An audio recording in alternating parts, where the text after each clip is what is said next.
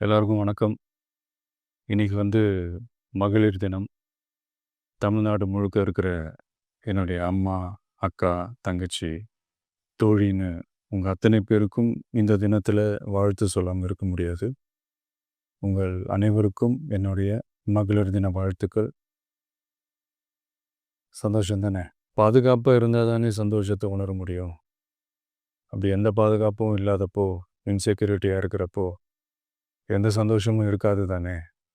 அப்படின்னு நீங்க நினைக்கிறது எனக்கு புரியுது.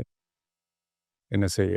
நீங்க, நாம எல்லாருமா சேர்ந்து தான் இந்த திமுக கவர்மெண்ட்டை தேர்ந்தெடுத்தோம்.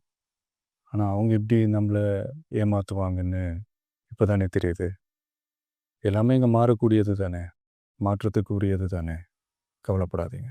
2026ல நீங்க எல்லாரும் சேர்ந்து, இல்ல நாம் எல்லாரும் சேர்ந்து, இந்த மகளிருக்கான பாதுகாப்பை உறுதி செய்ய தவறிய இவங்கள மாத்துவோம்.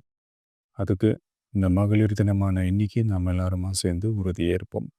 ஒன்று மட்டும் சொல்கிறேன், எல்லா சூழ்நிலையிலும் உங்களுடைய ஒரு மகனா, அண்ணனா, தம்பியா, தோழனா உங்களோட நான் நிற்பேன். நன்றி, வணக்கம்.